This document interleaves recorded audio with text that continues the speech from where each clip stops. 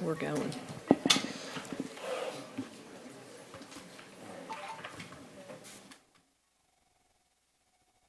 Good evening. I'm calling this meeting to order. The time is 5:31 p.m. In accordance with the Texas Open Meetings Act, Texas Government Code, Chapter 551, this meeting is officially open with a quorum present. Please stand as Mr. Clint Bond leads us in the pledges.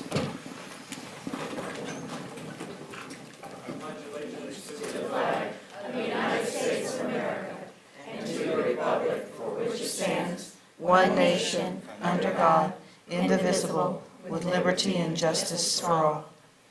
Honor the Texas flag. I pledge allegiance to thee, Texas, one state, under God, one and indivisible.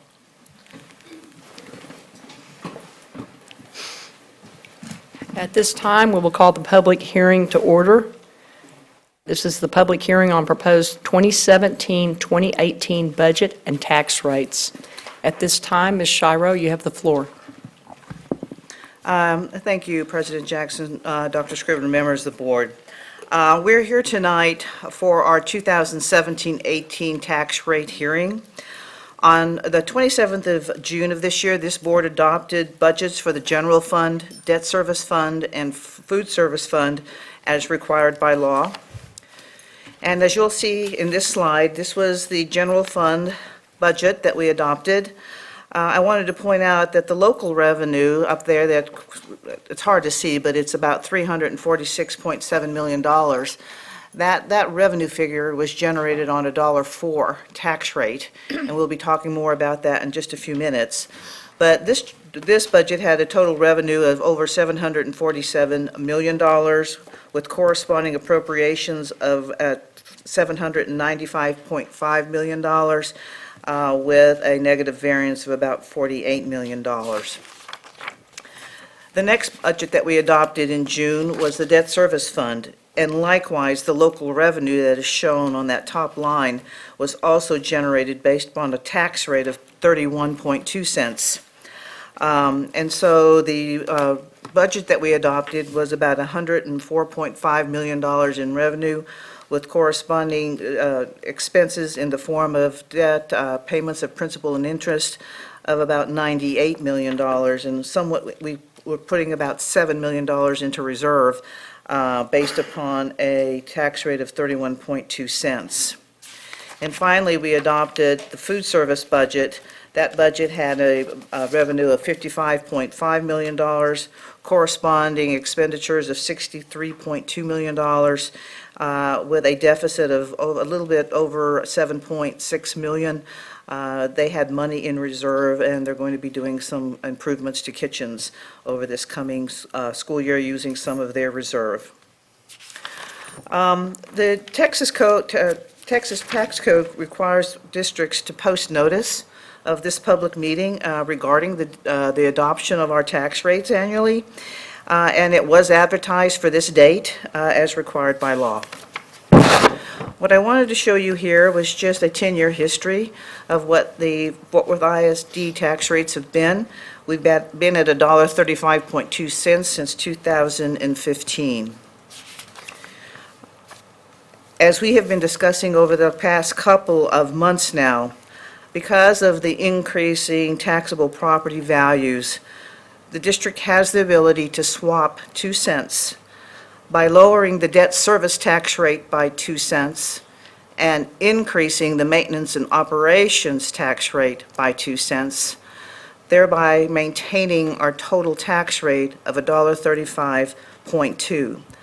As we explained before, the benefits of the addition of moving these 2 cents to the M&O side greatly increases our state aid. It increases our tax revenue on the M&O side, and it would be very beneficial for the district for these rates to be adopted. So, if we adopt a M&O tax rate of $1.06, that exceeds the M&O rate of $1.04, and it's called rollback, because we cannot by law adopt an M&O tax rate above $1.04 without voter approval.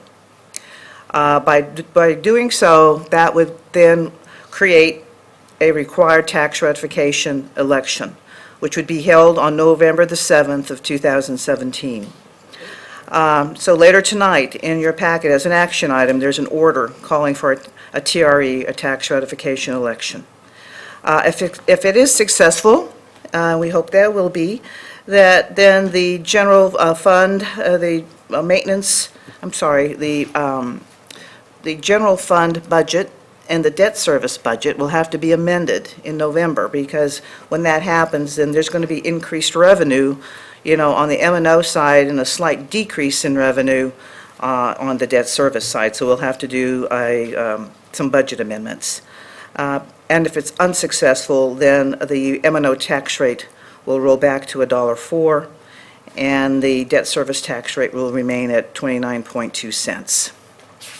And that completes the public hearing. Now open for public comment. We have no public comment at this time. There are no speakers. The public hearing is closed. At this time, we'll move into our regular board meeting, and we have one speaker. At this time, we'll hear public comment. Let me remind you that because of restrictions by the Texas Open Meetings Act, board members may not engage in a verbal exchange about a subject that has not been posted. We will listen and take notes, but the board is prohibited from responding to any inquiries made during a board meeting on any topic not posted on the agenda. However, the board may reply with: 1, a statement of specific factual information given in response to the inquiry; 2, recitation of existing policy in response to the inquiry; or 3, direct the person to visit with staff about the issue. While the board listens to concerns of a general nature and issues of common and individual concern, the board will not hear complaints about specific individual employees or public officers during the public comment session. Speakers shall refrain from mentioning names of individual employees or public officers during their comments. Any employee, parent, or other member of the public is asked to comply with the appropriate grievance policy to have a complaint heard pursuant to the applicable board policy. In accordance with board policy BED local, speakers shall have a 3-minute time limit, and I ask that you please observe the rule. Furthermore, a speaker may not relinquish his or her time to another speaker. Delegations of 5 or more persons shall appoint one person to present their views before the board with the time not to exceed 5 minutes. Mr. Stephen Poole, you are our one and only speaker this evening. Welcome. Thank you, Ms. Jackson, members of the board, and Dr. Scribner. I'm Stephen Poole with UEA. Tonight on your consent agenda items, actually consent agenda item 9C, you're adopting on first reading the leave and absence policy that will affect every employee in Fort Worth ISD. I want to thank Dr. Scribner, Mr. Mungie, and others in the administration for working with us on this policy. Initially, there were some very bad ideas that were going to harm employees, but Dr. Scribner and his team worked to make sure that none of these make it into the final product. But there's one thing you need to notice in this policy is that the administration is recommending that the board policy be stripped of a lot of the language and sent over to administrative regulation. So what they're asking is for you to cede control to them so they have the power to control administrative regulations. You know, I've been with UEA for 17 years and sat on that back row for a little over 17 years. And I've seen 6 superintendents come and go, 7 CFOs, and 3 heads of HR. And over the time, there has been a lot of bad proposals by administration. You have always been the stopgap, because these are your policies, Fort Worth ISD school board policies. So on something as important as leave and absences that can affect the morale and every employee in Fort Worth ISD, you all are going to have to decide, is that something you want to cede control over to administration? Because we can see at any given time, on any given day, administrative regulations can change to fit the situation presented. And I don't think that's something that the leave and absences policy for employees should be left to. So thank you, and thank you, Dr. Scribner, and I appreciate your time. Thank you, Mr. Poole. This meeting is now recessed and will be called to order in the board conference room.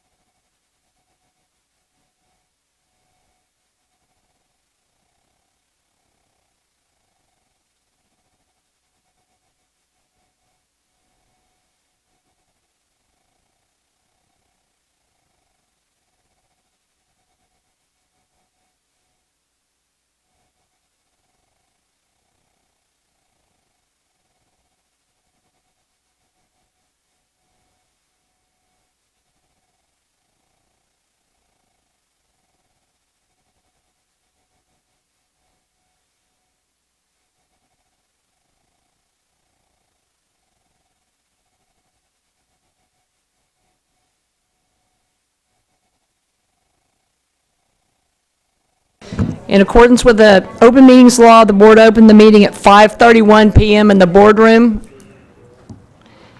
with a quorum present. Recessed open session in the boardroom and is now reconvened at 5:47 PM in open session in the board conference room with a quorum present.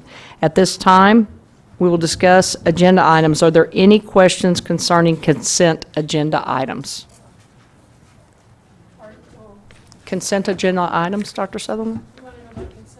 Yes, ma'am. Yeah, I'd like to pull that thing on the revision to the board policy. You would like to pull 9C and move it to 9C. action items, is that correct? Correct. Okay, thank you. I have one. It's the one Yes, that has ma'am. to do with termination. I'd like to pull approving the Fort Worth ISD board committees for the 2017-2018 school year, just for separate conversation out front. Sure. Would you like to make any changes to those committees here at that time, this time? Conversation out front. It's fine with me, I just want to know if, I mean, they're open to be changed, I just, No, I have some questions, but we can do it at the appropriate time. okay, it's fine. Okay, any other questions?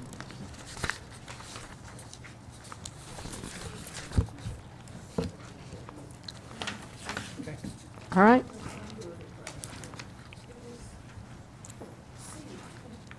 This concludes the discussion of consent agenda items, and we've moved 9C to an action item per Dr. Sutherland's request,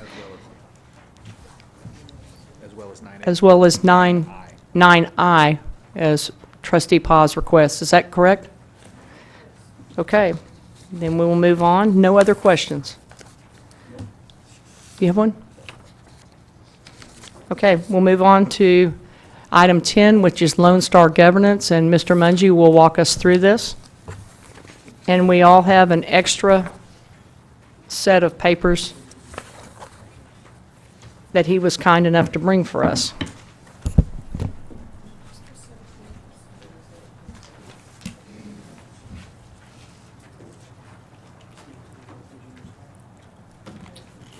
Once again, this is the board's process, and what I'm going to just try to do is facilitate the process and see if we can come up with a consensus this evening, so that you can vote this evening as an action item as part of your self-evaluation for quarter 2. So I put up on the screen the Texas framework, the very first page on the rubric that deals with vision. Just want to, not that I'm trying to influence the board, but just want to remind the board that you did a self-evaluation on April 25th. At that time, the board had agreed that you had accomplished meet focus, which was at the 12 mark.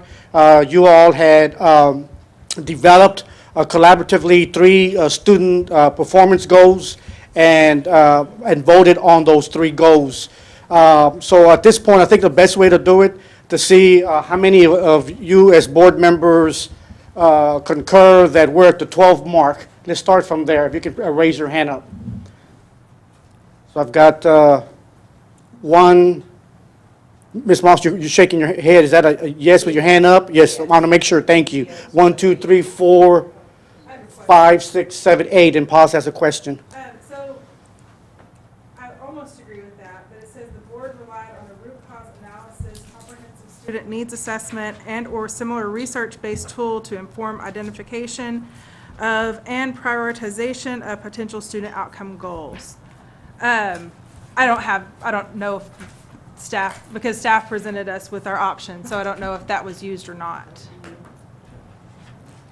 Charlie, could you help us with that one, please? Charlie, with regard to the creation of the academic goals? Do you have another copy of the This is not exact, but that'll help us a little bit.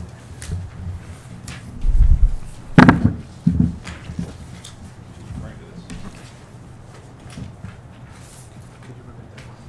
So, hold on, okay. So at the bottom, it says the board relied on a root cause analysis, comprehensive student needs assessment, and/or similar research-based tool to inform identification of and prioritization of potential student outcome goals. I thought last time when we did this, we agreed that we did not do that. I mean, but I may be remembering that wrong. So I just wanted to ask staff if we actually did that before giving us a 12. That's a good question. The work that we did is particularly applies to early literacy, middle grades math, and college and career readiness. Started with outcomes and what we were seeing with regard to student performance and work backward. When we were looking at needs assessments, the needs assessments, I don't know, comprehensive. They were comprehensive in terms of test results, comprehensive in terms of data sources, and what has happened at that point is they have further shifted Ms. Paz over into SEL and a couple of other areas like that we think would be helpful. But the comprehensive nature of this was looking at the historical academic data of students and then making recommendations based on what had been our patterns of achievement. Okay. So we based our decision on these goals based on research. Absolutely. Okay, then I agree that it's a 12. So I'm hearing then as a board, we're at a 12 under Vision 1. Yes, ma'am. If you don't mind, did I read here that they're supposed to be based on research? No, I think part of the goals themselves, no. It said research-based tools, which. Yeah, we have never done any research to my knowledge, and I'm positive the board has not reviewed it. Yeah. The requirement is, as I understand it, that, and I think that's what Ms. Paz was asking about, is when we went in and looked at student achievement over time, did we use a tool to pull that information and look at that information over time? And so it's almost, you almost have to. And so when you're looking at a research-based tool, which is a root cause analysis, can be that is what, when we went in and did the historical research to come up with, if we fix these three things will be significant for what we're doing as a district, then that's what we did. Can you please send us a copy of that research, at least for me? It also says and or and, so it doesn't mean we had to, that, it means you could delete that part. If it said and by itself, it means they needed to do that. But since there's or, you can take the top half and not the bottom. Well, I would like to see the research that was Okay. done, because I haven't seen any. We can do that. Provide it for all the areas. Yeah. Absolutely. So I'm hearing Vision 1 consensus at 12. So let's move now to Vision 2. Vision 2 deals with the goal progress measures. If you remember, as a board, as part of the student outcome goals, we had 3 or 4 goal progress measures under each one. Things can change, but back on April 25th, you all had agreed that we are at a 12. If we can start from there, if I can see a show of hands, who agrees we're at 12? Looks like we're across the board, so we can mark a 12 there. Good. Let's move to Vision 3. Vision 3 was the work that y'all most recently did. You discussed those at the June board meeting. I know I looked at a couple of the scores initially, so I don't know if the board is in agreement in terms of the completion of the constraints for the 3 constraints that were done on the for the superintendent that you approved in June. So can we start with the 3 and see how many board members agree that you all are at a 3? Okay, I'm seeing a consensus that we're good to mark then there under 3. We can then move to Vision 4. Vision 4 has to do with the constrained progress measures for each of those constraints. There were some constrained progress measures that were developed for each one of those. I know I think this one here we may have to discuss a little bit. I believe your thought processes may be different. So let's take a look at meets focus, number 4, let's read and take a look at that. It states that all trustees and the superintendents agree that the CPMs are all smart. The trustee and superintendent agree that the CPMs are all predictive of their respective constraints and are influenceable by the superintendent. Predictive suggests that there is some evidence of a correlation between the progress measure and the constraint. Influenceable suggests that the superintendent has authority over roughly 80% of whatever the progress measure is measuring. So I want to open up to the floor to see whether the board agrees that you're at that level in the constraint progress measures that y'all discussed back in June. That's accurate. It's about 80%. Anybody feels differently? Yeah, I always feel differently. What is this 80% business? I went through that in Austin, 80% of the variance in student achievement is outside the school. So I don't understand how the superintendent's supposed to have 80%. I don't particularly want to pick a fight about it, but it seems kind of slick to me.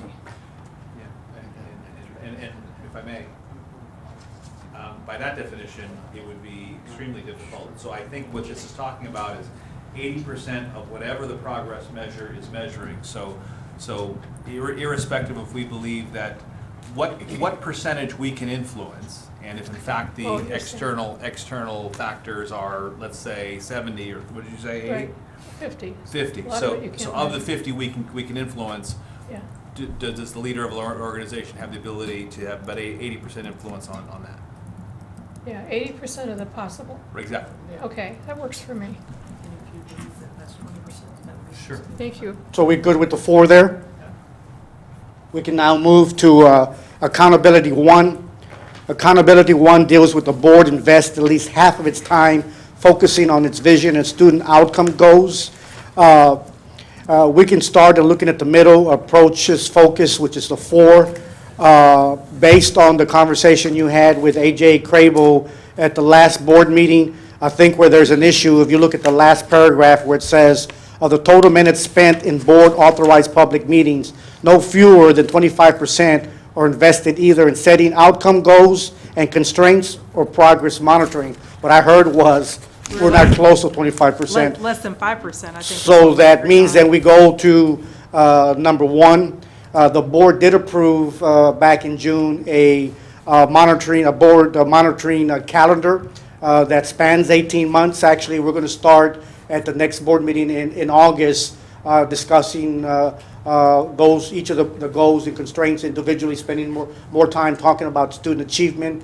We did also give you a couple of board meetings ago a report on student outcome 1. There were some slides in terms of how we had done in math and the like. But it's up to you to decide whether you as a board feel that you're at the begin focus level there or not. So if I can see whether the board agrees with the 1, One point. okay? Was that everybody agreeing? So, I think that's fine. We spent a lot of time on it. Ms. Needham, did you agree? Yes. We can then move to accountability 2. I think this is where we're supposed to. The do board this. measures and communicates but does not interfere in progress towards the vision and student outcome goals. Just as a reminder, in order to get, at least in order for you to feel you get credit, you have to feel like everything in that column you can say yes to. If one piece has not been accomplished, then you cannot, technically you shouldn't say we're not at that level. I'm going to leave this one open for discussion because we may be all over the place on this. Ms. Paz wanted to say something. So under approaches focus, the one that I have marked that we are not doing is tracking the average quarterly cost of staff time spent on governance. So, and they gave us a really great tool Yes. to be able to do that. So it's in the handbook. Towards the back, yeah. So that should be some low-hanging fruit moving forward. That's correct. That's a good catch. Do we do any self-evaluation with the board? Did you say? Isn't that what we're doing did right the one now? in April. 23rd, is that what you said, Sam? Yeah, Yes. we all submitted these at 25 points we agreed. This is the self-evaluation. So last time we did that. Okay. We're trying to improve our grade, I guess. So am I hearing .5 as a consensus on that? I don't understand what .5 is. At the top where it says, on this page, where it says does not meet focus, begins focus, it has the number of points at each one. I'm in the wrong page. Yeah, we just finished page 45, and we're getting ready to move to page 46, I don't, structure. okay. The board delegates to the superintendent operational authority to accomplish this vision and student outcome goals. On the April self-evaluation, you as a board agreed that you were at begins focus, but you need to determine whether, as a team, we've moved to approaches focus, which is number 4. I feel that we've given the superintendent tremendous latitude to implement the policies. Isn't that what you asked? Yes. So there's 2 main items on number 4. The top paragraph talks about all items that should be consent agenda items are moved to consent agenda item, and the board does not move more than 3/4 of them to action. And I've been tracking that, and that has not occurred. Even though like today, a couple of them are being moved, it's still not 3/4 of it, so we're still in line. The second paragraph states that any updates of policies that have come forward to the board, that there have not been any operational types of things in the policy. So if you agree with both those statements, then you're at the approach focus 4. So if I can see a show of hands, if everybody's in agreement, that's where you feel that you're at. And actually, the policy that's on for tonight, one of the things that it's doing is taking out those operational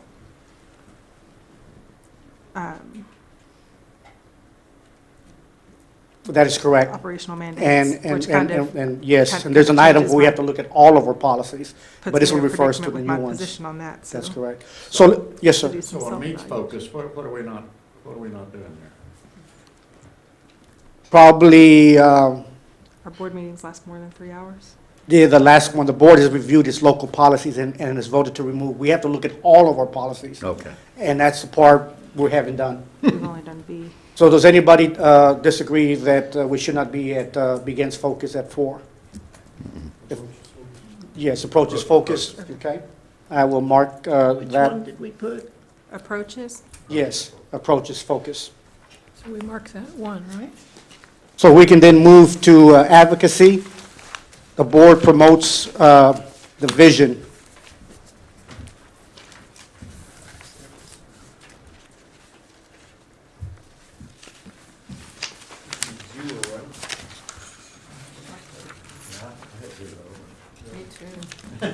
Does anybody? Yeah. So I'm hearing 0 because there are a number of things there that we need to work towards, but we're not there. So that, anybody Alright. disagrees with it? So 0? Okay. Yep. That's for sure. Then the last one, Okay, yes, ma'am. the board has not arranged for any community engagement activities during the previous 12-month hearing, beyond public comments during regular scheduled board meetings. So the board will arrange the community engagement activities, or we will arrange as one group, or the board members arrange in different? I think there's a couple of ways that can occur. I know in the past, individual board members have had different forums and the like. That can continue, where everybody has one, 2 or 3 can get together and have, but it's ideal that everyone, there's a two-way communication Don't you have 4, We've Christine? had, yes, but, Christine right, I do it does. all the time, but that's why I'm asking, but it said the previous 12 months. Mhm. And so, do we go back to the previous 12 months? Because we hadn't done this for 12 months. And that's what I'm asking. Do, we need to, how many months have we been doing? January. January, so it has to be 12 months before we get this completed, right? Yes, but if we, yes, that's correct. But if we accomplish it in October, the next time we do a quarterly report, we can get credit. I'm not sure if I'm Yeah, answering well, that as an correctly. individual board member, I have, but I don't, I've not done anything. As a with the group. Yeah. Well, we had those meetings for the bond, for the facilities. Community WLI, meetings. and we had a bunch of meetings. Right, we've had meetings. Yeah. So I think we Christine, did, if you've had one, that counts. Oh, Yeah. I've had two. We don't all have to do them. yeah. But at those meetings was it, was that meeting to discuss progress towards student outcome goals? Because we haven't had those student outcome goals set. Yeah. Then it also talks about listening for and discuss the vision and values of their families, staff, and community members. So it's a little bit specific in terms of what should be occurring. And so, yes, it's not about student outcomes and trying to listen to the voice of the community.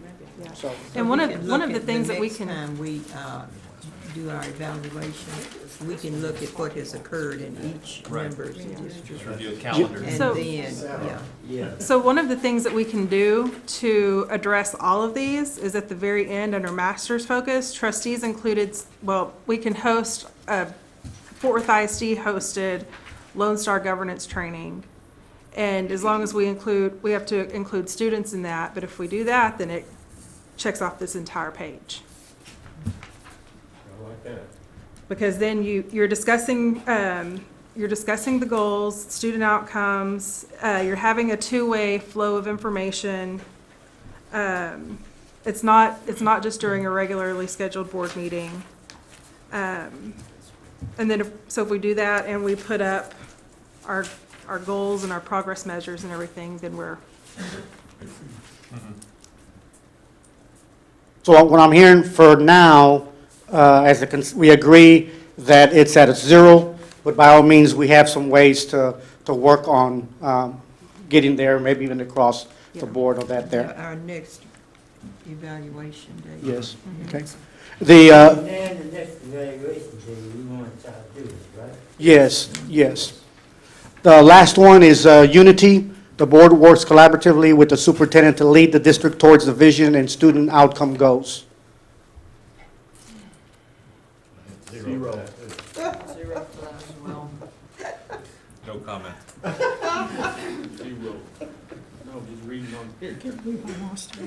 Last page.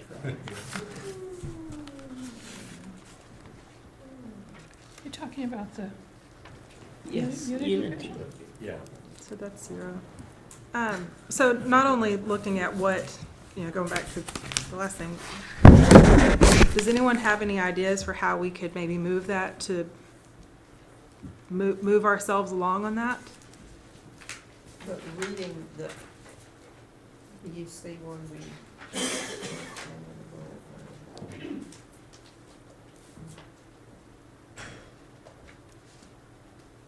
Well, for me, it begins with the board operating procedures, Yeah, which and that's why we we said discussed a zero. lot, having, yeah, we've reviewed, Yeah. reviewed the policies, yeah. but we haven't put them into procedures For me, manual. it's that part. So we'll work toward that. Yep. Go. That's We- low hanging fruit. Yeah. That's achievable. and we have people serving on committees, we have committees. Great. So in review, we set 12-12-341.54, and 0 for a total of 36.5 for the second quarter. And I'm going to see if Ramona can help with putting together a motion so that if somebody up front, there is an action item, so that somebody can move to approve the work that was done here, and second and vote on, and if so, we would have accomplished that. The total's 36 and a half. I got 39 and a half. Yes, so for Vision 1 on page 40, the consensus was we were at meets focus, which is 12 points. Vision 2 on page 41 was meets focus for 12 points. Vision 3 on page 42 was approaches focus, which was 3 points. Vision 4 on page 43 was meets focus for 4 points. Accountability 1 on page 44 was begins focus for 1 point. Accountability 2 on page 45 was begins focus for .5. Structure on page 46 was approaches focus for 4 points. Accountability on page 47, we said does not meet focus, we're at 0. And then the same thing for unity on page 48, does not meet focus, and we were at a 0. And that was advocacy in a community, right? Yes, advocacy, then unity at the end for a total of 36.5. What was it, the commissioner said that we could get 9 points for something? Achievement. But do you remember what? I do.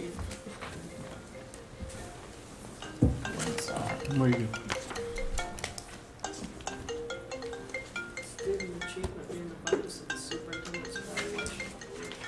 Is that right? Isn't that what we discussed when we That if there's no differentiation between his evaluation and our student performance goals? Oh, yeah, that's the one.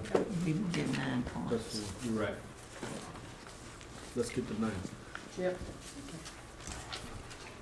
Thank you, Mr. Commissioner. Thank you, Sam. Thank you. Anybody else have any comments before we move on? At this time, we'll recess and reconvene here for executive session. We'll now recess for executive session in the board conference room. For executive session as authorized by Chapter 551 of the Texas Government Code under Sections 551, 071, 072, 074, and 076.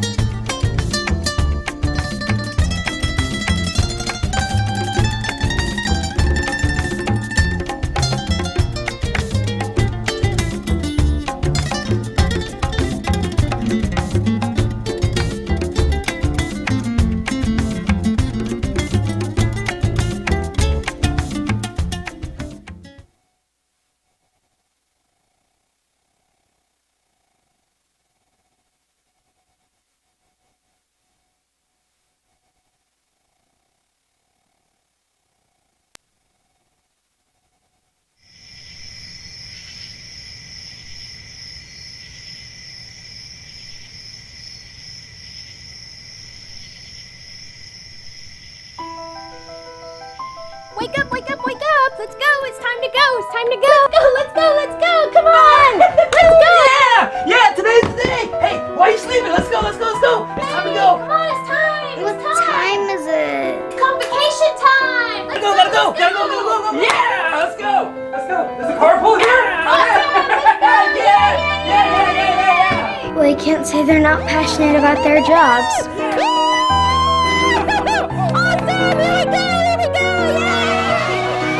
The great teachers of Fort Worth ISD have plenty of reasons to celebrate the new school year. They will be preparing all students for success. All students. Success in college, career, and community leadership. All students. A-L-L, all. Well said. And welcome all to Fort Worth ISD Convocation 2017. Don't you wish you could just bottle that energy?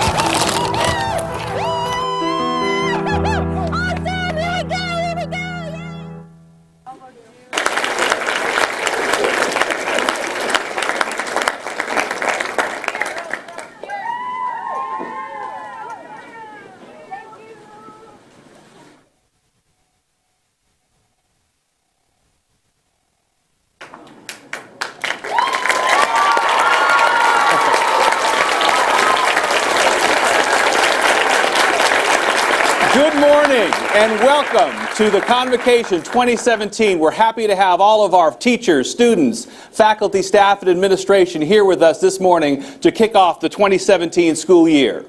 I hope you greatly enjoyed your summer break, and now you're back, refreshed and ready to go for the 2017 school year. We're ready to get things started, and all we're doing right now is thinking about the impact we can make on our students. We know that your valuable setup time in your classrooms is the most important thing for you, and as we get our teleprompter back up, I'm going to keep on going. We decided to keep you on campus this year so you can be close to your classrooms and not spend all day coming back and forth to Wilkerson Gryness for this event.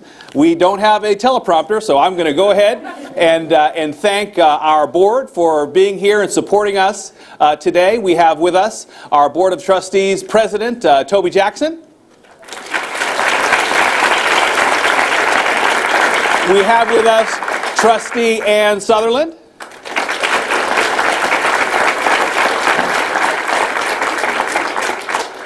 Christine Moss.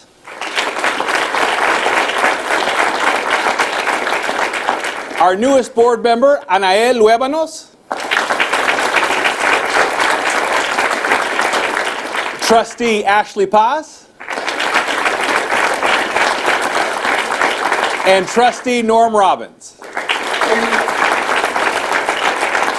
As I was joking this morning, I am not a professional actor, and this is absolutely proof of that. Nevertheless, we're very excited also to be joined by the Southwest Jazz Band under the direction of Adam Kramer. Let's give them a round of applause.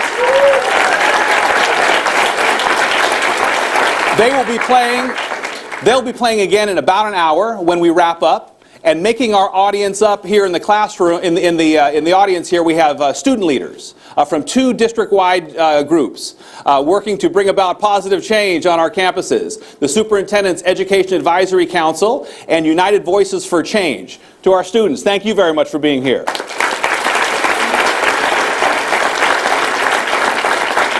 Now you saw the video to start Convocation, and that was shot in the home of the Rodriguez family, who are also part of our Fort Worth ISD family. Mom, Jamie Rodriguez, teaches at Trimble Tech.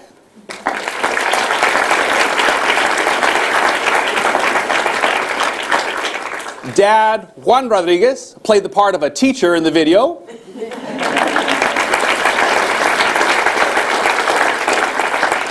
And our two breakout stars both attend North Highmount Elementary. They are Elena and Antonio Rodriguez.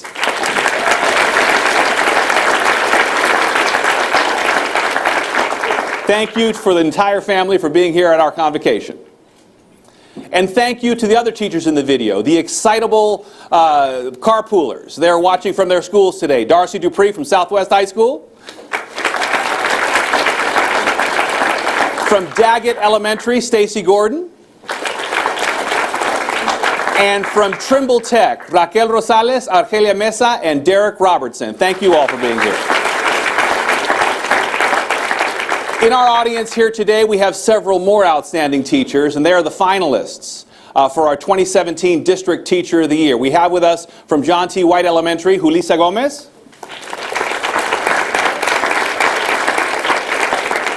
Keith Bird is here from Polytechnic High School. From TCC South, Fort Worth ISD's Collegiate High School, Cecilia Sanchez Hill. And from William James Middle School, Chantel Phelps.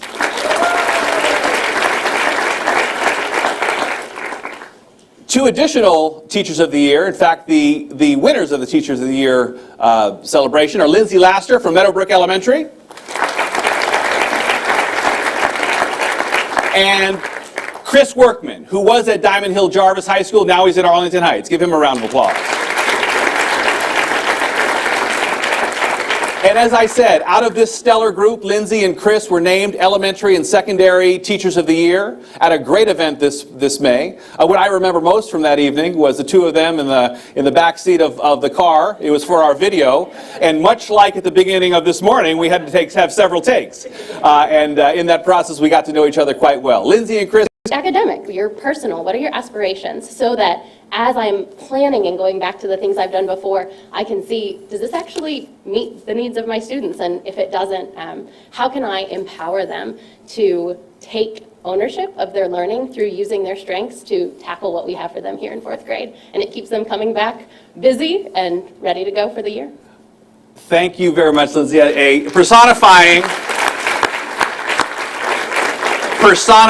our focus on rigor, relevance, and relationships. Now, Chris, as a math teacher, you have teenagers coming back from a long summer. How do you keep them motivated for learning math? That's a great question. As one of my colleagues says, I look for the real life value. I find that with teenagers that they know exactly what the significance and the relevance is of the work that they're doing and what they're learning. Engagement is a lot easier to move forward with. Also mix in some creativity, some of that wow factor, what just happened in the classroom, mix in some interactivity so they can work on their social skills. But with those things, those all help capture their mind. Excellent. Thank you very much to both of you. Again, it's not only about the academic skills, but also about social and emotional development. Test scores aren't everything, but they do matter. And we are celebrating, we're very excited about the STAR test results that actually are some of the most encouraging that we've received in a long time. Fort Worth ISD has achieved the highest number of Met Standard campuses in the history of the current state accountability system. So students and teachers, please give yourselves a round of applause.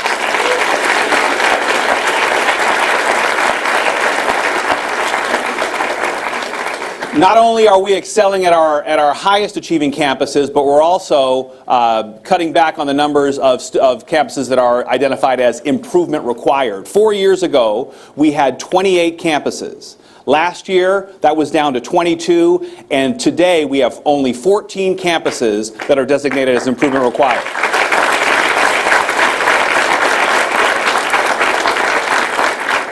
That is very significant, and of the 14, 4 of those are our leadership academies. So our goal is to be in the single digits next year and down to 0 here in the near future. Thanks for your hard work, the relationships, as was said by our STAR teachers, the relationships you build with our students and their families, your academic leadership. We are on track and gaining momentum, and know that this next school year, we will continue to focus our attention on resources in the 3 areas: early childhood literacy, middle years math, and college and career preparedness. And we'll do everything possible to provide you with what you need to do your best work in your classrooms.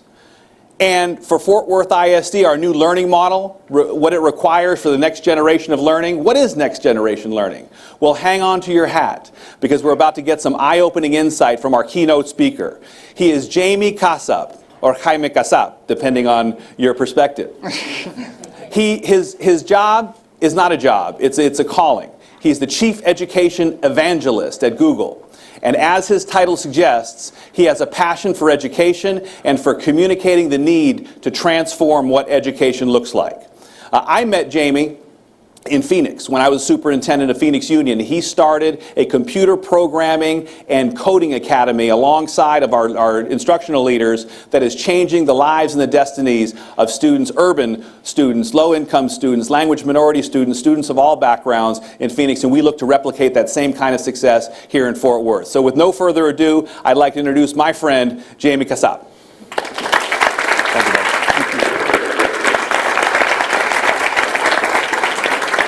Thank you, Dr. Scribner. Thank you, board. Thank you, audience. I'm just going to keep spinning like this until I get dizzy. As Dr. Scribner mentioned, I want to thank everyone for being here. I'm the Chief Education Evangelist at Google. I want to start with some contact information. I'm pretty active on Twitter, There's some great conversations happening around education on Twitter. There's some great folks to follow. Every once in a while, I'll post something about Game of Thrones, so you can ignore those. Great episode last night, by the way. Who watched it? Yeah, all right. So I want to start by introducing myself. I've been at Google for the last 12 years, and in those 12 years, I was part of the original team that launched Google Apps into education. This is a picture of me and the CIO at ASU, back when I had less gray hair and a flatter stomach. But that's me and the CIO launching Google Apps at the university level back 12 years ago. Since then, we launched Google Apps in the K-12. Now we have 70 million users using our tools. And then I launched Chromebooks in education with a small team, and now we have Chromebooks in schools all over the country. My job is to work with our teams at Google that are doing things in education and make sure that we're focused on the right stuff when it comes to how we can further technology in education. But I want to start by talking about the importance of education and why education is important. Why do we care about it? Why do we gather at events like this? Why do we get so excited about the school year? I get to travel around the world and talk to people all over the world, and I get to talk to audiences like this about why education is important.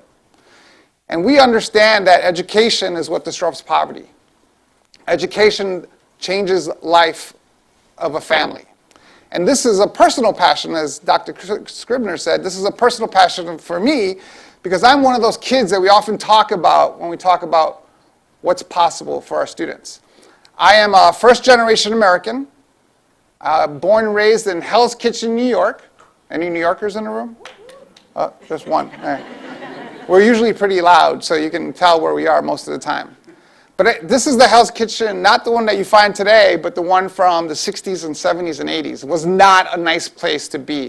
As a matter of fact, it was one of the areas that you avoided if you ever visited New York.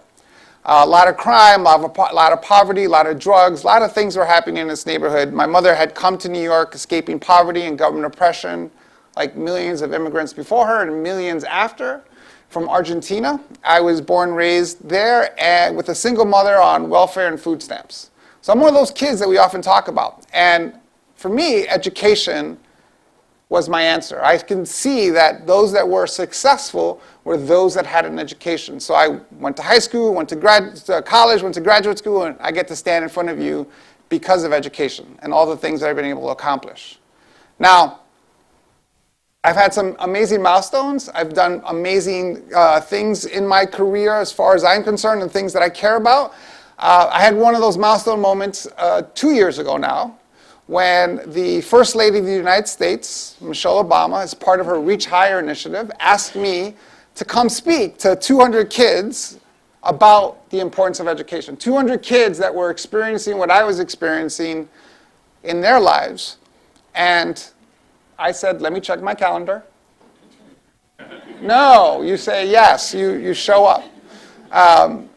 And when I got there, you spend time in the East Wing of the White House, and eventually this took place in the East Room, and this is what it looks like when you speak in the East Room of the White House.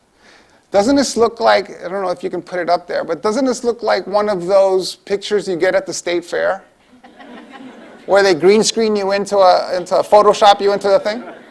Actually, when I showed this picture to my friends, they weren't impressed that I spoke at the White House.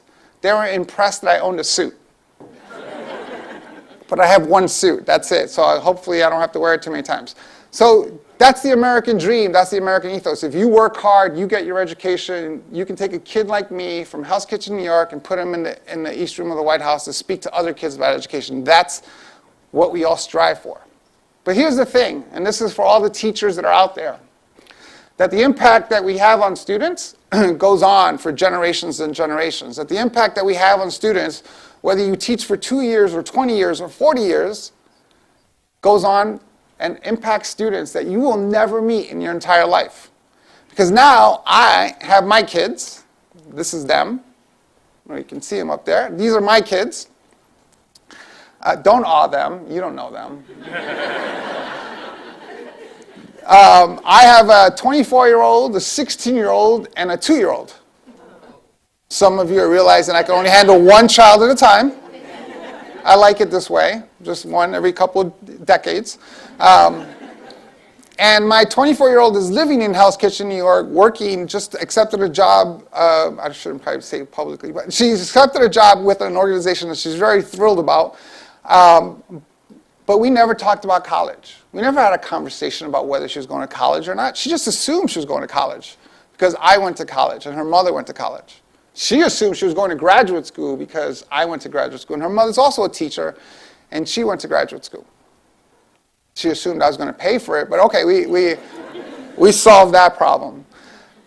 So that's the impact that we have on students. That they don't know that my 16-year-old, who is now talking about what his higher education experience is going to look like, and my 2-year-old's life, they don't know that the reason they get to do what they do is because of my 4th grade teacher, my 6th grade teacher, or my 9th grade teacher. That's the impact that we have in education. And if that's true, then we should probably take education pretty seriously. And the first thing we have to recognize is that we don't live in this world anymore. We don't live in a world where we can prepare kids for these jobs of the past. Now, I'm not one of those education reformers that will talk about how education is broken or how teachers are terrible, because I understand the history of education. And besides, education worked for me and worked for millions of kids like me. But what we do need to realize is that what we need to do isn't talk about whether education is broken or not, because we've done some amazing things with education in this country. In 1910, the graduation rate in this country was 8%. The content that we teach kids today, these students that are in here today, is so much stronger than it was when we were in school. How it's improved over the last 20 or 40 years. Most parents won't admit to you the age they stop helping their kids with homework because it's too hard for them. For me, it was 4th grade. Once my kids were out of 4th, I'm like, you're on your own, I don't know that stuff. But the impact that we have on these students, it matters because what we need to think about is how do we prepare our kids for a world that we don't know about yet? What we need to do in education is what our forefathers in education did and ask ourselves, what do we need to do in education? How do we build a model in education that supports the future? Because at the end of the day, that's what our job is in education, is to prepare kids for the future. And we have to recognize that it doesn't look like this. And when we talk about the future, we have to recognize that the future is already here. The Bureau of Labor Statistics predicts that there will be 1 million computer science jobs available in the next 8 to 10 years. Technology and computer science and cloud computing and all the things around technology is where the future is headed. It's every industry, across the board, every state, everything is being affected or impacted by computer science, the cloud, and technology. And parents recognize this. They want their kids studying computer science. We talk to parents all over the country, and 9 out of 10 parents want their kids studying computer science, and yet only 1 in 4 schools in the United States offers computer science. This is an economic issue as well. The average college graduate, computer science graduate, makes about 40% more than the average college graduate. And when you talk about that, even here in the state of Texas, we have to recognize what we see. So I wrote down some stats for you guys. The average computer science graduate in the state of Texas makes $91,000 a year versus the average salary of $47,000 a year. What happens to our communities when we can double salaries? What happens to our most disadvantaged communities if we can put that kind of economic power in the hands of those students? And again, not in the future, not 20 years from now, not 10 years from now, today in Texas, there are 37,610 open computer science jobs available in the state. And in 2015, there were only 2,714 computer science graduates from college. 18% of them were female. Only 6,060 high school students in the state have taken the AP Computer Science exam in 2016, and 24% of them were female. Only 336 schools in Texas offers the AP Computer Science exam or course, and that's 19% of the schools that offer AP programs in the state. Computer science is in everything that we do. Technology is in everything that we do. And we have to recognize that this is happening to us in a slow manner. that what we need to do is recognize where the future is headed. For example, most of us who fly on airplanes, I get to travel around the world, and I'm going to be here and in Virginia later this week. Most of us get on our planes with our technology and our computers thinking that this is something new, but we've been putting technology on airplanes for a long time. This is a picture of a hard drive being loaded onto an airplane in 1956. Now, you could rent this hard drive. You could lease it. You couldn't buy it. There were only like 5 of them. You could lease this hard drive for $3,800 a month. It's a 5 megabyte hard drive. Technology has been part of our lives for a very long time. And in education, it's no different. We've been talking about technology in education forever. Motion pictures were going to revolutionize education in the 1900s. Television was going to revolutionize education in the 1950s. And we've been talking about computers in education since at least the 60s. I took a computer class 100 years ago when I was in 9th grade. I learned how to program in BASIC. BASIC is like one of the first computer science program languages. Just telling the kids, they don't know this. And I learned how to program in BASIC, and I was told that computers were going to be important in my future. Even though I'd never seen one before, this was the first computer I saw. And I wrote 5,000 lines of code. The old people in the room might remember this. I wrote 5,000 lines of code to make a bird fly across the screen on the Commodore 64. Do you guys remember that? It didn't even look like a bird. It was just a squiggly line that just went across the screen. But it's different today. Technology has a different impact today. Lots of things are happening. For example, we have so much science and research on what good learning looks like. We know what good learning looks like. We just haven't been able to implement it. The model that we use, the one-to-many model, we haven't been able to do the things that we know good learning should look like, how it needs to be relevant, how it has to be engaging, how it has to be personal. We haven't been able to implement these things, and technology is finally at the point where we can start implementing some of these things. We don't need to invent anything new. We don't need to create anything new. We can just think about the greatest research you've read about education, about learning in the last 8 years, in the last 5 years, and ask yourself, how do we use technology to bring these things to life? How do we personalize learning? How do we make it personal? How do we make it relevant and engaging? Technology is finally at the point where it's useful, where we can do that. So that's the first thing that's happening, and it's exciting to see. Second, unlike when I took that computer class, technology has wrapped itself around the core of everything that we do, and we don't even recognize it anymore. For example, how many of you, it's 9:20 in the morning, how many of you have not used technology today? How many of you have not used the web today? There's a couple people like, I left my phone at home. How long did it take us to get to this point? The iPhone is 10 years old this summer. The BlackBerry, kids don't even know what a BlackBerry is. There are 2 kinds of BlackBerry users. I mean, we might have some in the room. There are BlackBerry users that are like embarrassed to have one because they keep it in their pocket. They don't pull it out in public. And then there are BlackBerry users that are like, you're going to pray this thing out of my cold, dead hands. There's always those BlackBerry users. They like the buttons. That's 13 years old.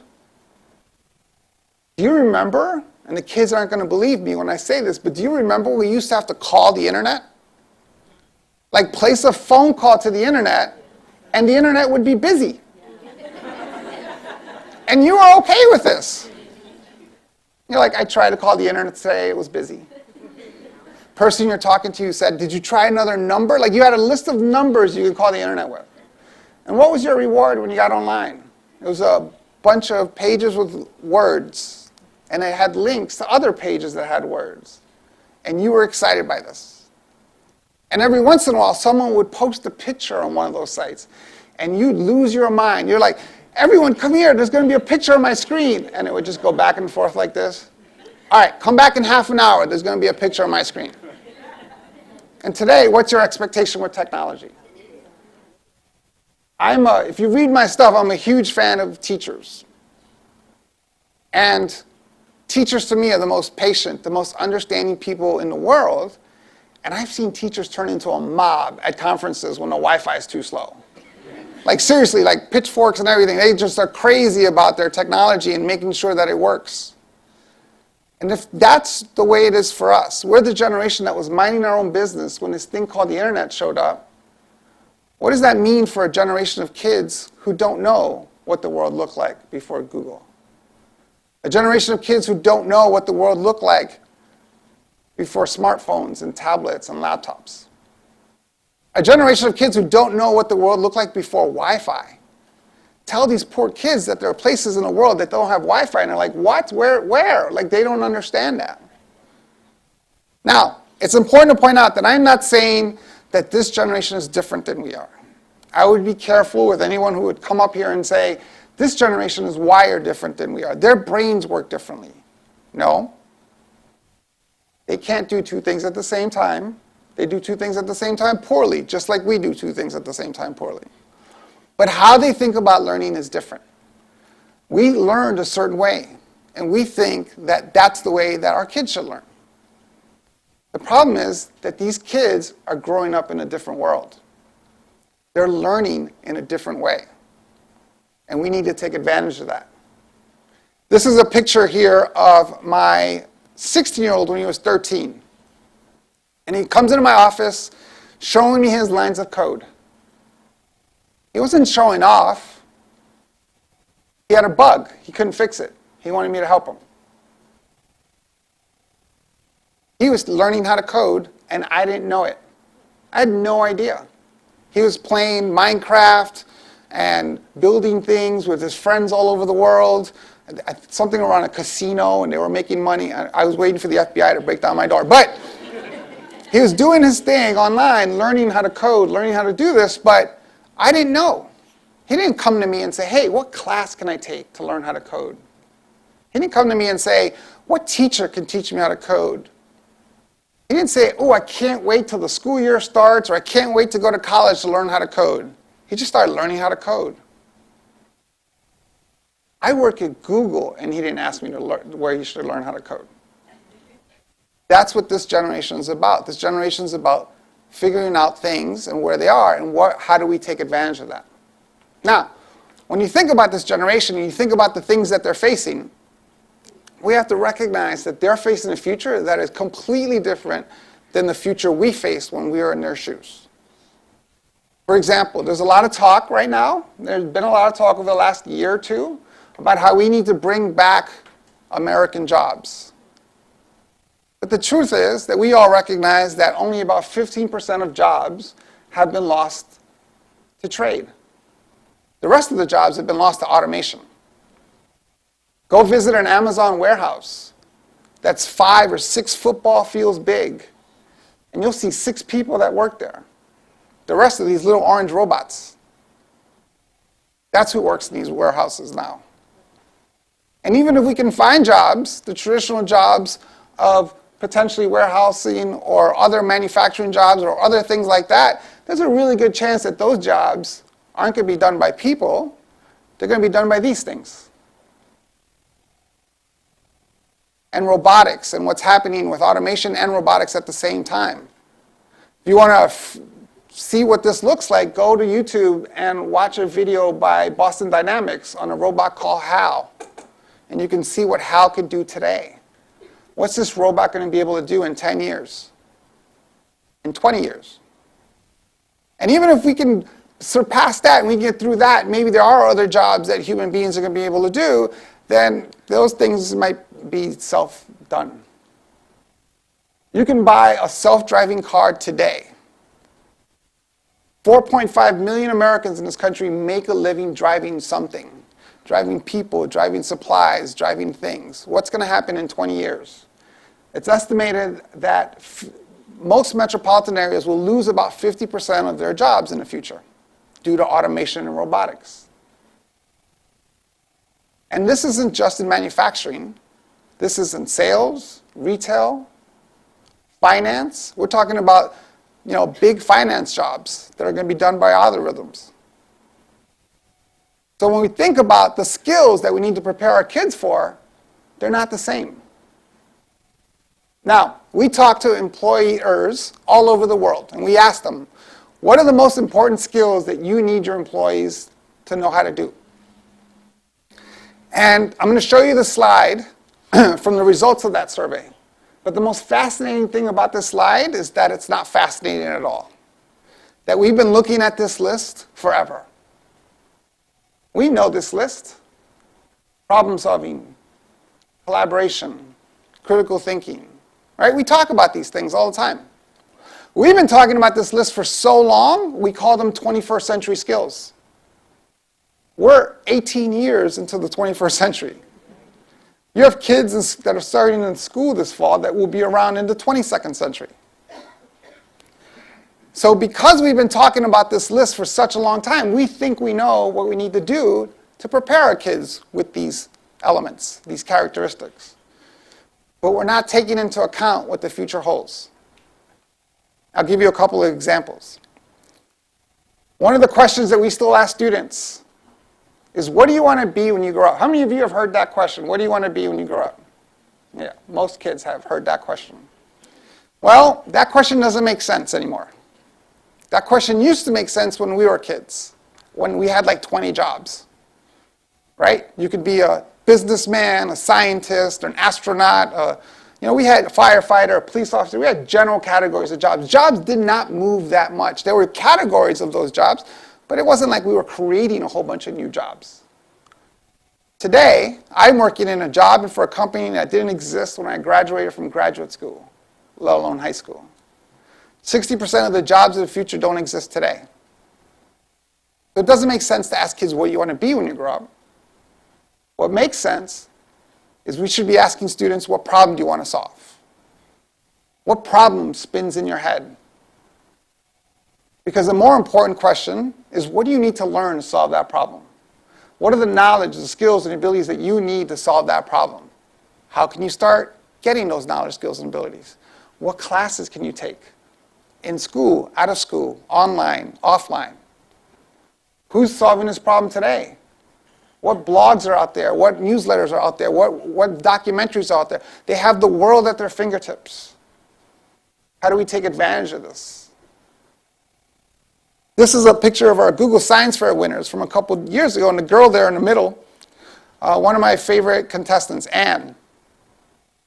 She had a problem that she wanted to solve. She was described as not your typical science student, whatever that means. But those are problems she wanted to solve. She had a friend who lived in the Philippines, and her friend didn't have electricity. And she was upset that her friend couldn't read at night, couldn't do homework at night, couldn't do the things that she did with electricity. So she went and invented a flashlight that's powered by the heat of the human hand. And she's 15 years old. Makes my 16-year-old look like a slacker. The power and capability that our kids have, if we let them loose, if we give them the opportunity to start problem solving, is tremendous. I have 100 examples of kids that are 15, 16, 17 years old, solving huge problems in our world. How do we turn them on to doing that? When you ask a kid, what do you want to be when you grow up, you're asking them, who do you want to go work for? And one, that's not very exciting, and two, we don't know what those jobs are going to be. When you ask a kid what problem you want to solve, you get closer to what Daniel Pink talks about in his book Drive, about what motivates all of us as human beings. All of us across the board. It's the same thing. Purpose, autonomy, and mastery. That's what we all strive for. What problem do you want to solve? How do you want to solve it? And what are the knowledge, skills, and abilities you need to solve that problem?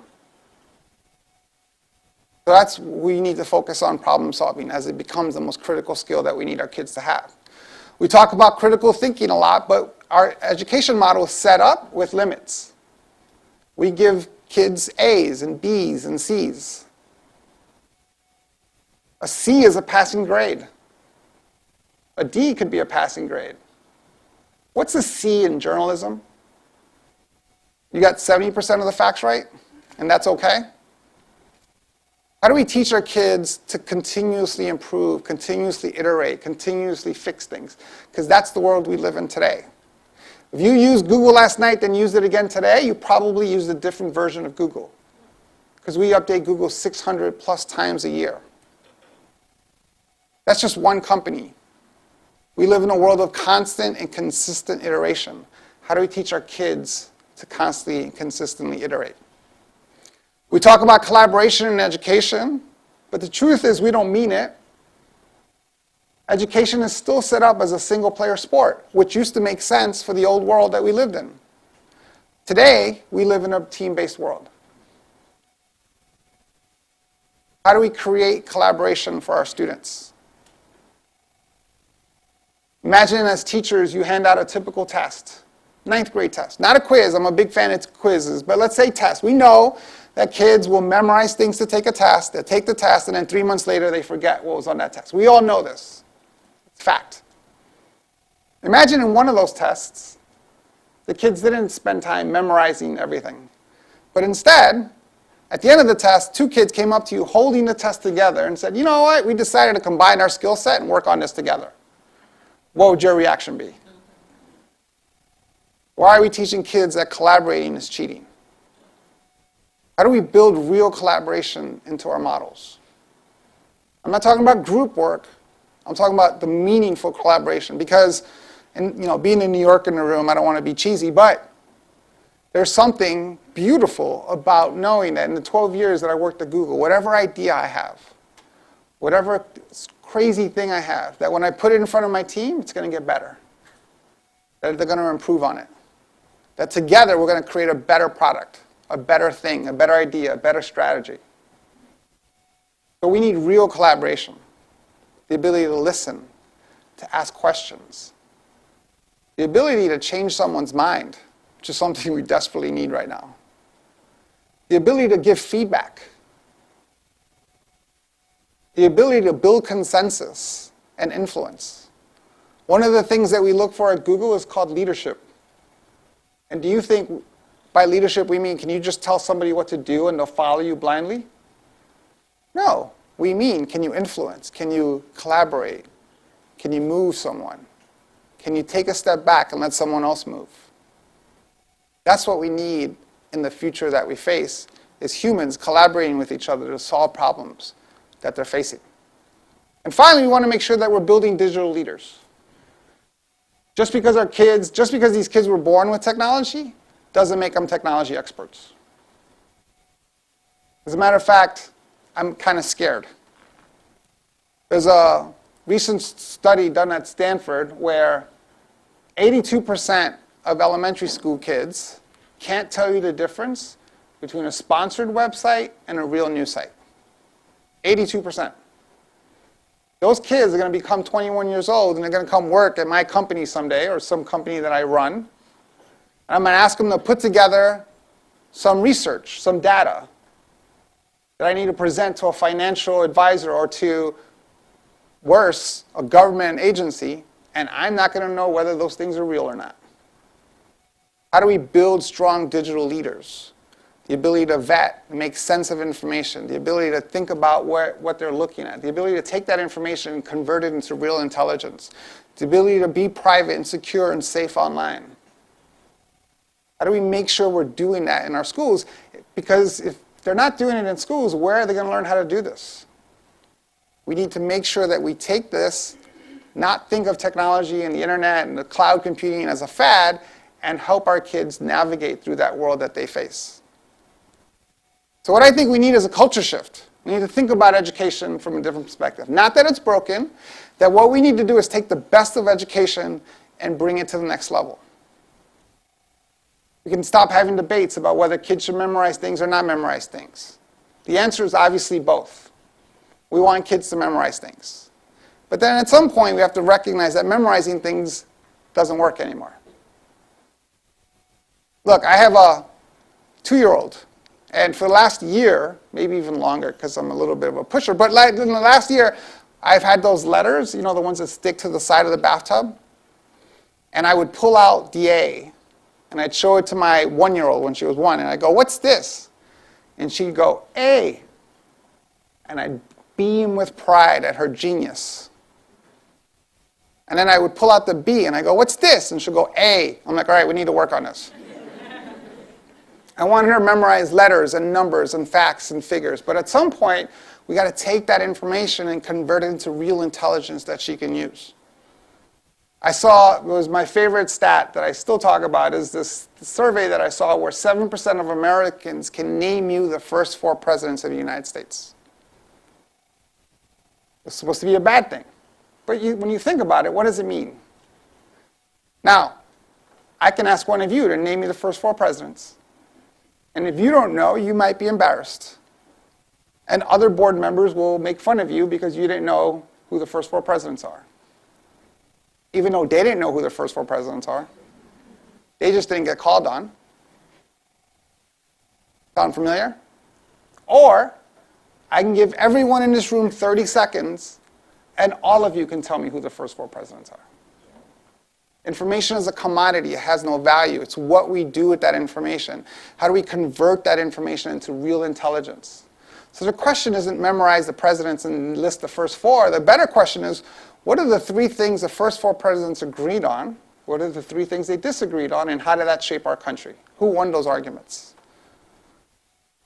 I bet you they understand history better. And I bet you 20 years from now, they'll remember who the first 4 presidents are. We need to help our kids take information and convert it into real intelligence. The good news is I'm starting to see this happen all over the world and all over the country. I'm starting to see these collaborative learning models where kids are working together and building things together, where technology's there, the internet's there, the cloud computing is there to support and enable what they do. It's not the answer. If all we do is take technology and put it on top of our current processes, our current systems, then all we're doing is making the older model faster and more efficient. What we need to do is take technology to the next level. So how is it that we can utilize technology to bring out the models that we need for the future that we face? We need professional development for our teachers. We need to make sure our teachers not only have the knowledge, skills, and abilities that they need, but that we as leaders give them the opportunity to try things and experiment and see what works and what doesn't work and constantly improve it, and constantly measure it, constantly iterate and innovate. Because that's what we need. We need to move away from this model of what we think a classroom should look like because of the way we grew up with it, where kids sit silently and listen to someone all day, to what it should look like and what we know should look like. A more maker model where kids are building things and doing things and making things and they're excited by being in school. That it's relevant and engaging and personal and that technology is there to support and enable what they do. I'll give you a Google example of what this looks like. This here is the original Google.com. This is it. Not so scary, is it? This is Larry and Sergey putting a couple of machines together. And then this is what Google looks like today. This is one row of the gazillions of rows of servers that we have in data centers all over the world. And there's 3 things I want to point out. The first one is that this can happen anywhere. This doesn't have to be in Palo Alto. That's exciting and scary at the same time. That any of your 4 students, 2 students, anyone can put a bunch of computers together and because of the capability that they have at their fingertips can produce the next Google. It doesn't have to happen in Mountain View. It doesn't have to happen in Silicon Valley. It can happen anywhere in the world. But that also means that it can happen in China and India and other places. That's 1. 2, this is not what Google looked like on Monday, and then this is what it looked like on Thursday. This took 18 years of what we're talking about. 18 years of problem solving, collaboration, critical thinking, communication, literacy. 18 years to get to this point. And here's the third thing. This is not what a data center is going to look like 18 years from today. There is no future data center, just like there's no future classroom. I get that question all the time. What does the future classroom look like? Every reporter I've ever talked to hates my answer, which is, I don't know. The future classroom starts on Monday, and then Tuesday, and then Wednesday, and then Thursday, and then Friday, and every single day. Because this is not what a future data center looks like. There is no future data center. There's just the next light bulb, the next casing, the next cooling system, the next software update, the next hardware update, and so on and so on and so on. It's constant and consistent. That's the future that we live in now. So here's the good news. We are just getting started. We're at the very beginning of this. As much as we think the internet's wrapped itself around the core of everything that we do, in 1995, only 1% of the world was online. It took 10 years to get to the first billion people, 5 years to get to the second billion, and 4 years to get to the third billion. And even today, as much as we talk about technology, as much as it's wrapped around everything that we do, only 40% of the world is online. We're still ahead of the game. We're at the very beginning. Technology is finally useful enough where we can take advantage of it. The internet's finally at the point where we can really grab it and take advantage of it. We're at the very beginning. There's no reason to freak out. Second is that everything that we talked about here this morning is possible and doable. The picture that you're looking at here is a school in Phoenix, Arizona that Dr. Scribner will know very well. It's the Phoenix Coding Academy. 3 years ago, we came up with this idea to create a new kind of school where we take computer science and we embed it into everything that kids do in high school. It's computer science and biology, computer science and history and computer science and English and all the other subjects. That is just part of the project-based language that they use in what they build and what they make. And what was the magic formula for this? What was the solution? Well, under Dr. Scribner's leadership, we hired a principal and 9 teachers about 9 months before the school opened, and we said to the biology teacher, hey, you're going to teach biology and computer science at the same time. Here's a blank sheet of paper. Good luck. And we let them loose, and we let them build it. And they came up with the model, and they used research, and they put together this cross-disciplinary, really cool program. So cool that I'm going to be teaching at this school next fall. I'm going to be teaching a communication class to 10th grade. I've never been more nervous in my life. So as I close out, and I thank you for being here. By the way, this is a regular, because you guys know, this is a regular high school. This is not a charter school. It's not a private school. This is a regular K-12 high school inside the Phoenix Union School District. No extra funding. It's not a Google school. It's no, we didn't raise millions of dollars to do this. This is all within the model that we currently have. And so as I close out here, I need you to think about a 5-year-old. And then I want you to think about whatever technology it is that you used last, whatever it is, whether it's your MacBook, your Chromebook, your iPad extra large, I don't know what they're called, your Samsung, excuse me, your Samsung phone, your iPhone, for me it's this Pixel. It's a Google phone. Usually no one else has one in the room. It's a Pixel phone. This is the latest and greatest technology from the most innovative company in the world. I'm kidding, that was my commercial. But I want you to think about that 5-year-old and realize that this technology, this is the worst thing that 5-year-old will ever see in their life. This is their Commodore 64. In 20 years, that 5-year-old is going to be shopping through the thrift store, and she's going to find this in one of those 50-cent boxes. There's going to be hundreds of these boxes with these phones in them. And she's going to say, my dad had one of these. She's going to want to buy it to bring home to put on her shelf like a museum piece. The way I know some of you might have old technology sitting on your shelf like museum pieces. And she's going to remember. She's going to look at it and say, she's going to say to her younger siblings or friends that she's with, she's going to say, look, that's the port. You guys aren't going to believe me, but this is true. My dad had to plug this into the wall. And her younger friends and siblings are going to say, what? What do you mean? Like take it out of the box, plug it in the wall, and never have to plug it in again? No!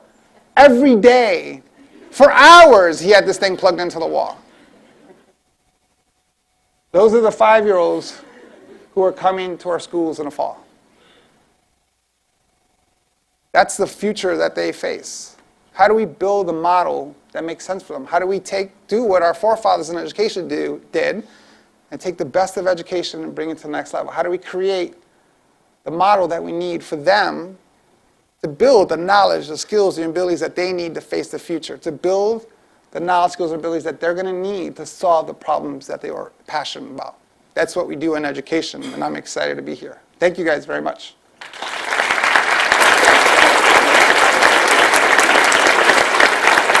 Thank you very much. Thank you very much, Jamie. And I want to thank you personally for coming out here and sharing your message. In Fort Worth ISD, we're focused on excellence and equity. And when we talk about the role of technology and the knowledge, skills, and ability, this is really something we're going to double down on moving forward. Narrow our focus, align tightly, increase our expectations and opportunities, and using the frame of the future, our next generation learning, our new learning model. We appreciate you setting the table for us to do that in 2017-18. We thank all of you at the campuses for being part of the Convocation 2017. Hey, look, the words are there. We appreciate that, and thank you for everything you do to fulfill our mission of preparing all students for success in college, career, and community leadership, right? Elena and Antonio, all, A-L-L. Thank you very much, and we, again, thank the award-winning Southwest Jazz Band who's going to take us out and get us ready for the school year. Have a great day and a great 2017-18 school year. Thank you.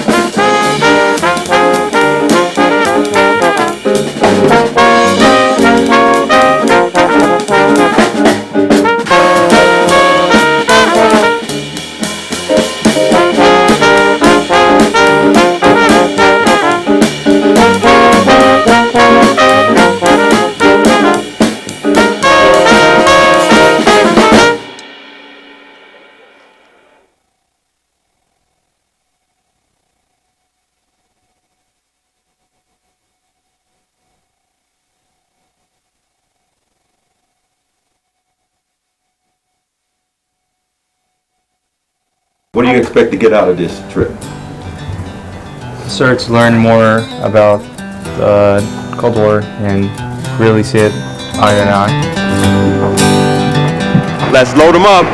We loaded our Fort Worth ISD bus with approximately 25 cadets and departed to Love Field Secure your bag. to await our flight on to Denver and commercial transportation to Rapid City, South Dakota. This is going to be an awesome trip. We will go to Mount Rushmore, on to the Badlands, and the Musselman National Historic Park.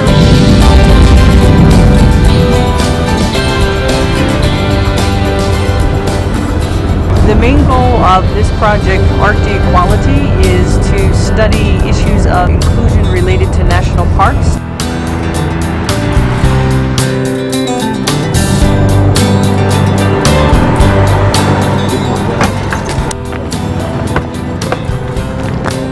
It's important that you understand our history.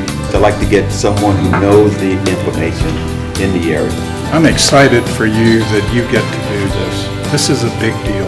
I was fortunate enough to help write the high school military history curriculum. Some of the lessons you might be learning in class, I could have been the author to. And I thank you for your intellect that you're going to share with us as this couple days unfolds.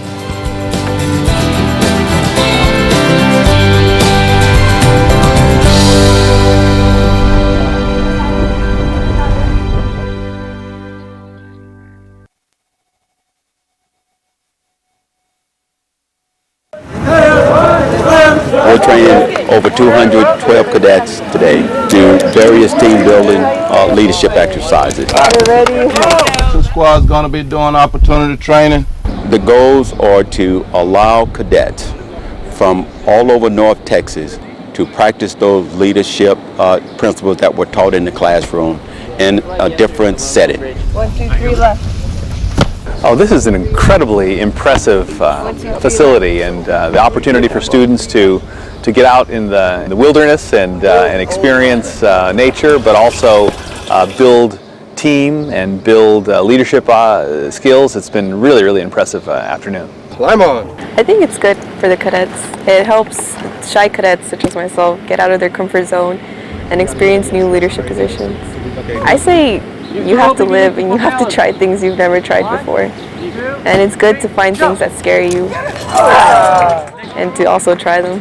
Parents have an opportunity to come to see their child participate in JCLC. They've heard a lot about summer camp. In everyone's imagination, summer camp is something different. The challenge to the students and giving them the opportunity to see that they can do more than they realize that they can. The parents have to trust us with their child.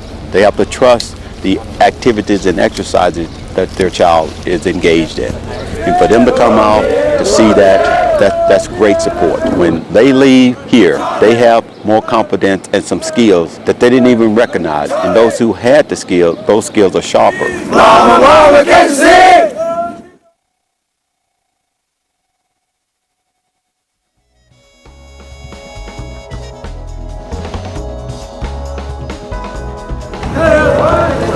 We're training over 212 cadets today.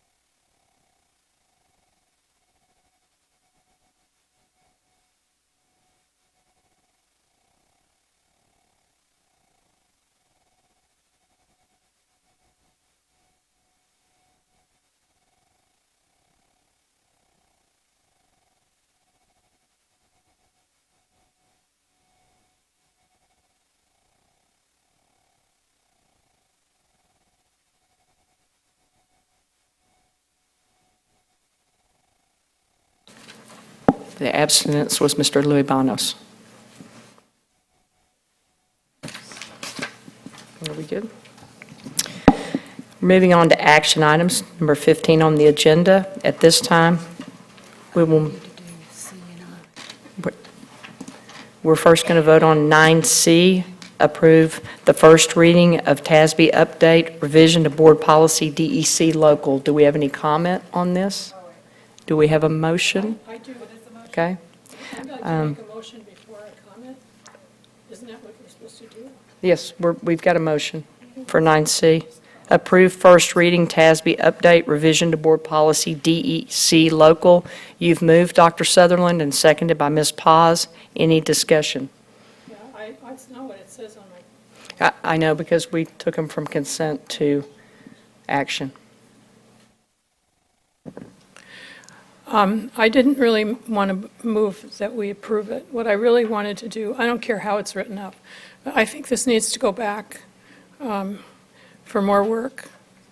I know that I can never remember her title. Our HR person has worked really hard on it, but it's a very important thing. We've had several irregularities. We always seem to have them, and I'd like to see a little more work on it. So what do I do? Just say, just vote no. Okay, I didn't move this motion, okay? So put somebody else there. Okay, let's remove Dr. Sutherland. She is not moving the motion. Do we have another mover?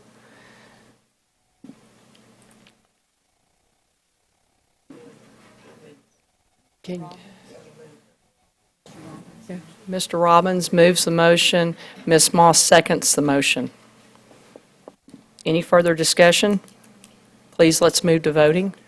Oh, Ms. Paz, do you have a discussion? I'm sorry. No worries. So we had an attorney come in and visit with us about this policy change a while ago, and I think I was very firm with that attorney on the way that, on the perception that changing this policy creates. I think addressing some of these changes through administrative regulations, as Mr. Poole brought up earlier, kind of hands over the stopgap that the board has in ensuring that, our faculty understands that they are supported, and, but I also have the confidence in Dr. Scribner that he will do the right thing by our staff, and that the regulations that he puts forward will be the best for Fort Worth ISD. And if they're not, then I would like to revisit it in the future.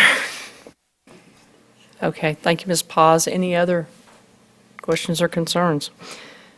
Move to voting.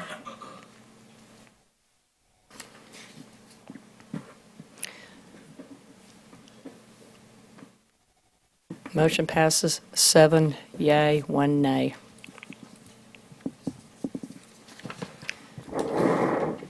(16A), approve Lone Star Governance Quarter 2 self-evaluation, which the board completed tonight with a score of 36.5. There was another one removed. Oh, there was?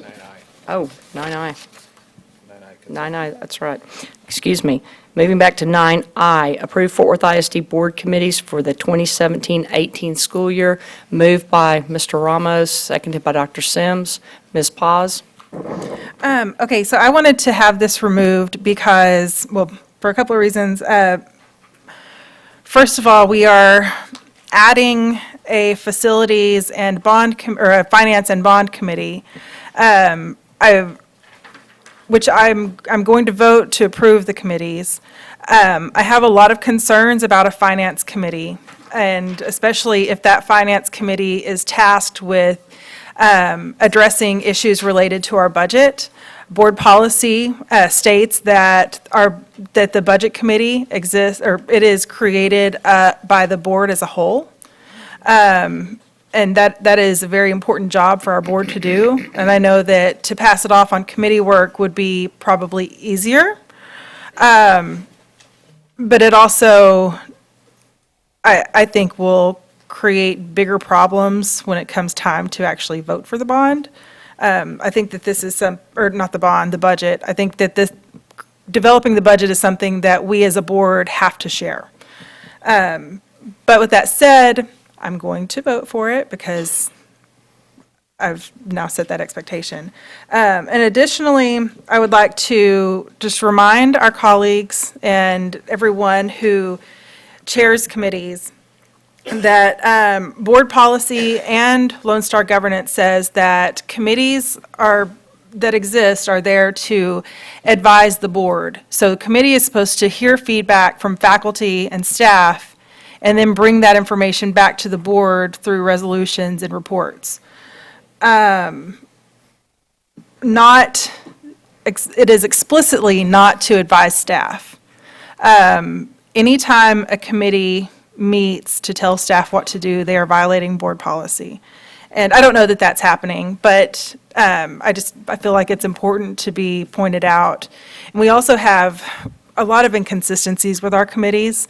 Some meet here on campus. They publish minutes of their meetings and are very communicative, while I think others, I know others meet off-site, and there are no minutes or reports from the work that those committees do.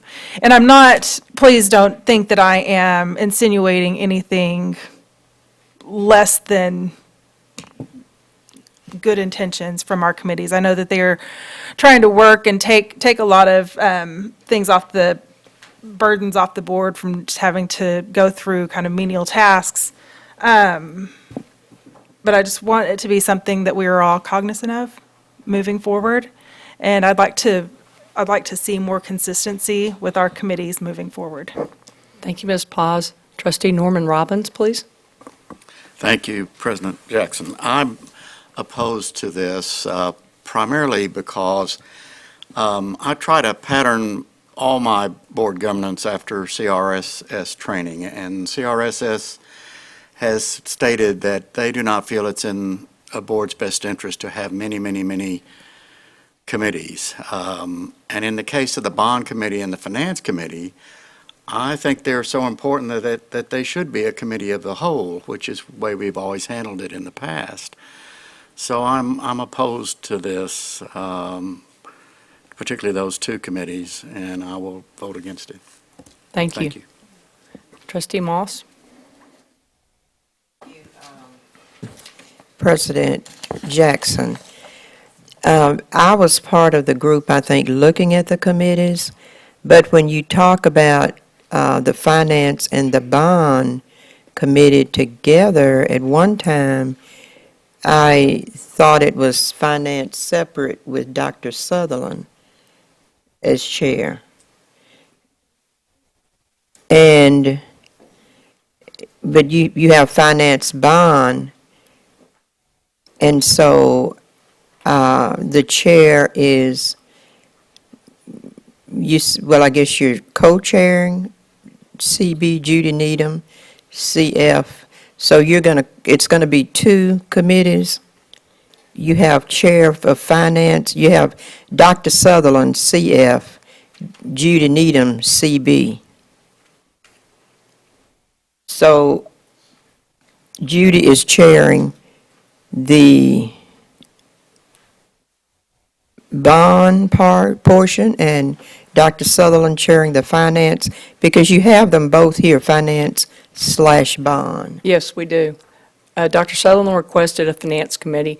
We took that to CFO Elsie Shiro, who had one in Galveston, and agreed that a finance committee would be something that would be advantageous to the district and to the board. At that time, we knew there was a bond component. Dr. Sutherland did not want to handle the bond component of that. She asked for someone else to chair it. Ms. Needham said she would. Okay, so, and not doctor, but Mr. Robbins, he does have a point when you go back to governance, and like finance and bond, I think that we all should share in that committee, because when you look and see what's happening now, we're getting actions that's being presented to individual board members, and all board members are not aware of what's going on with this bond. So I'm really not going to support all of these committees. I think we need to go back and look at what we're doing as far as committees. So finance and bond, I think we all need to share in that, because if we don't, we will not know what's what's occurring in the district. And I don't know how you want to go back and we can look at it, but this, we have, 2, 4, 6, 7 committees, and it does state that it's better for all board members to be involved in the majority of what you have listed here as committees. So I think we need to go back and get all board members' input. And like I said, I did assist with putting this together, but when you look at it and really think about what's occurring, I think we all need to have input into how we're going to create committees. Yeah, or an amended. Or we can just, Well, and for the record, the only additional committee was the Finance and Bond Committee. The other committees had been standing. So we could make an amended motion and indeed add every board member for Finance and Bond Committee.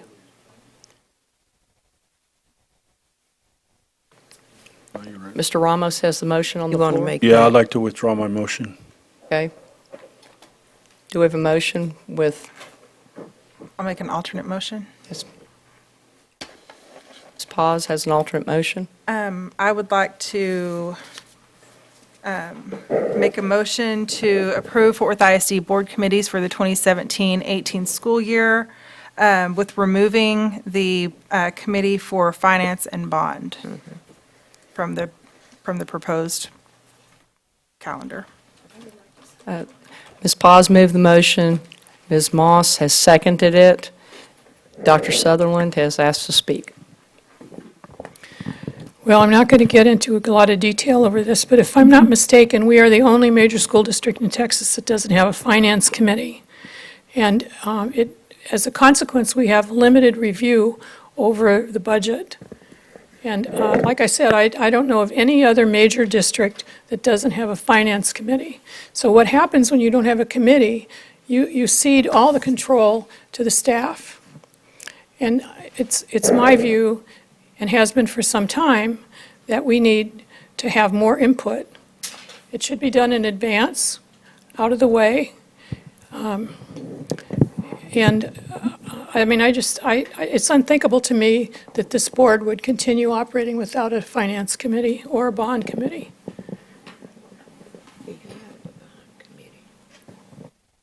Any other comments? Please move to voting.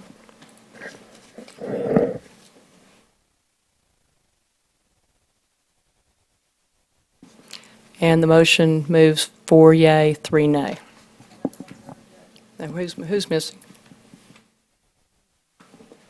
Okay. 4 to 4. 4-4.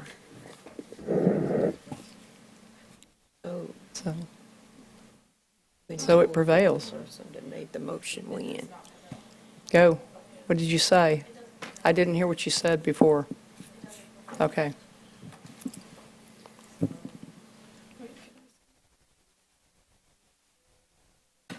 We need another motion. Motion. Someone needs to make another motion. It fails. The motion failed. We need another motion. There's no motion on the floor, So what do you all want to do on the air? You all make a motion? So someone needs to make a motion, or we go to the next? You can. Someone can make another motion Right. to pass as with the Whoever. language on the agenda, or we can go on to the next. I requested, is there anyone that wants to make a motion or wants to move what's on the agenda? Otherwise, we're moving on. Hearing no comments, we're moving. We're going to the next item on the agenda. This was pulled from consent agenda. This is 9I, moved into action items. It was approved Fort Worth ISD board committees for the 2017-18 school year. These were first approved on 6/27/17, and I brought them back again. But I thought this was with the exception of the finance and the bond. Yes. Yeah, the Yes. motion was to Pass 'cause accept. it was It didn't pass, Dr. Sims. Well, I want to change my vote because I'm for not having the finance and bond by two people. I want to change my vote. Yeah, that's, Okay. So then it would pass. So the motion now prevails 5-3. Is that correct? With three. Okay. Moving on, thank you all, board and attendees. Action agenda item 16A. We're moving to approve Lone Star Governance Quarter 2 self-evaluation with a score of 36.5. Do I have a motion?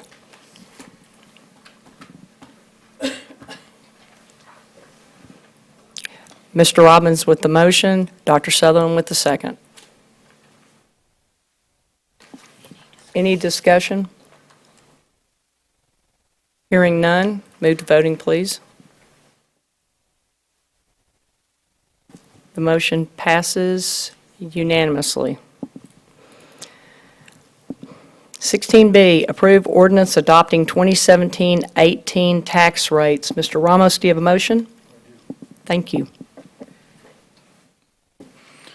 I move to approve the ordinance adopting the following 2017-2018 tax rates for Fort Worth Independent School District.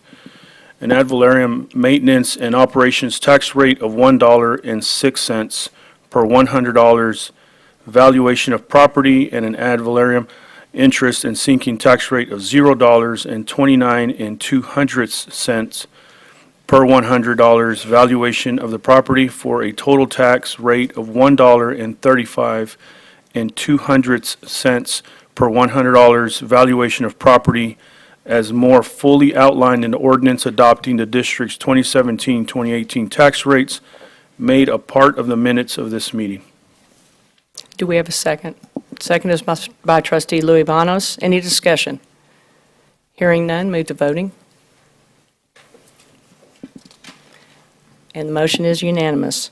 16C, approve order calling a tax ratification election. Do I have a motion?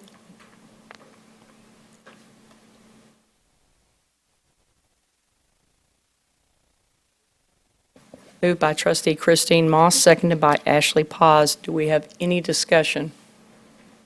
Hearing none, please move to voting.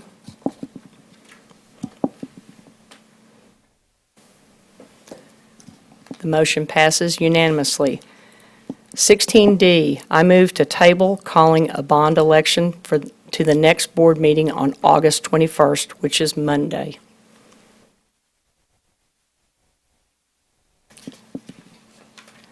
Motion by Toby Jackson, second by Ashley Paz. Do we have any discussion? Hearing none, please move to voting.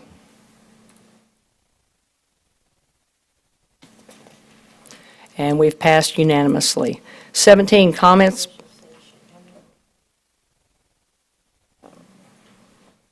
Is dead. Comments by board members or superintendent on current district activities and announcements. Mr. Ramos. Yeah, so I want to thank Mrs. Moss for reminding this board that when we travel, that we ought to be able to explain to the taxpayers and to our colleagues what the reasoning is for the things that we're doing, because there's a lot of great work that Fort Worth ISD board members have been partaking on a local, a statewide, and definitely a national level. So I am, as a number of you know, I am one of 16 CUBE steering committee members from all over the country. And CUBE stands for the Council of Urban Board of Education. That is under the umbrella of NSBA, the National School Board Association.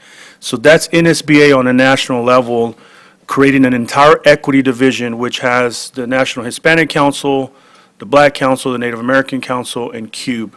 So we got together last month to have some really good dialogue about the future of equity in this country. And we are tackling the subject matters of different isms, so sexism, racism, things of that nature. And the four groups got together, and my goodness, it wasn't always fun, and it wasn't always easy, but the courageous conversations were definitely had, and for the equity of NSBA, they have shown a great commitment on a national level to this subject matter by the division that they've created and the finances and the monies that they're putting into that. So Fort Worth ISD has been on the front end of the equity work. I got to be real, Mrs. Moss introduced me to that world, so thank you, Mrs. Moss, for taking me and introducing me to a bunch of amazing leaders in equitable work. And then the last piece to that is that the other thing we got to do is we're planning our 50th anniversary of CUBE Conference, which will be in New Orleans. And so we'll have a gala at the Superdome with national leaders and educators, board members and superintendents from all over the country. So it's an exciting time for CUBE. Thank you. Thank you, Mr. Ramos. Trustee Aniel Lubanos. I want to thank CRSS. We went to that training about 2 weeks ago. I want to thank Superintendent Dr. Scribner for being there and answer my questions, because along the way I had a lot of questions about how the system works. To the staff, Ms. Fay and Ms. Laura, for keeping track of my duties down there, my agenda, my registration. So thank you. It was a great training to be there. I learned a lot of things that every school board member and superintendent should attend. Came back with a lot of feedback. One of the things that one of the speakers was a guy from Houston.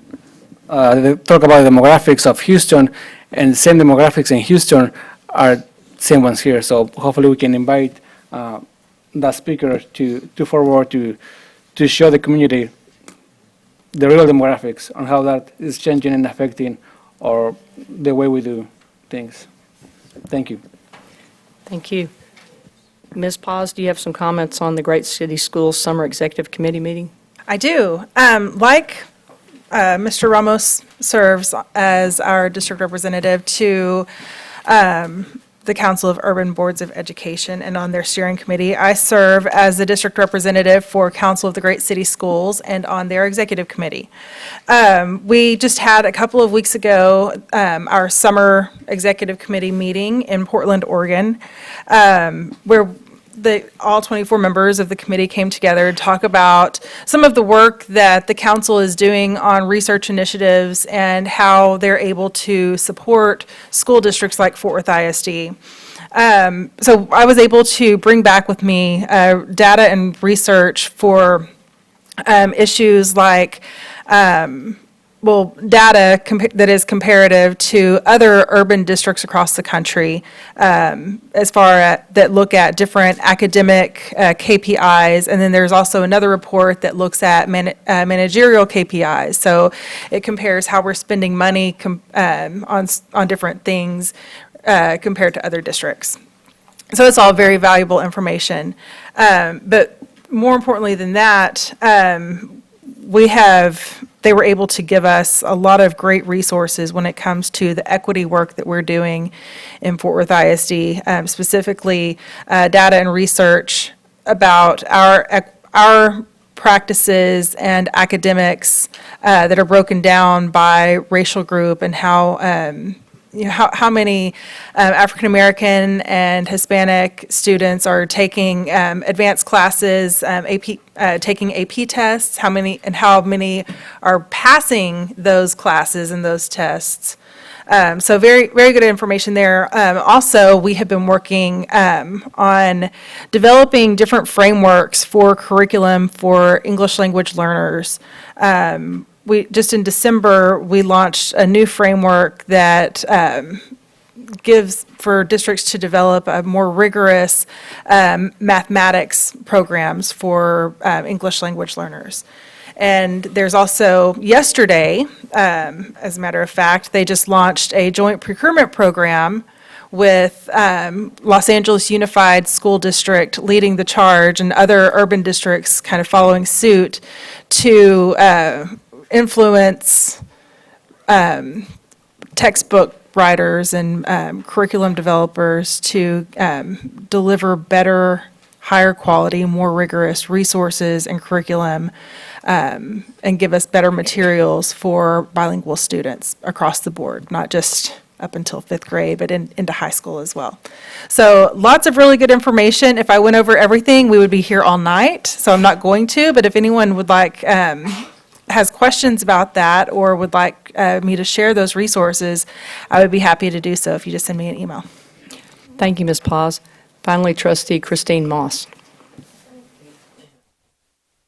Thank you, President Jackson. And I will be brief. I wanted to share, I serve as a director on the TASB board in Austin. And Fort Worth ISD was approved to conduct a workshop during the TASA TASB conference. And the conference it will be in Dallas, October 6th through the 8th. And the workshop will be conducted about,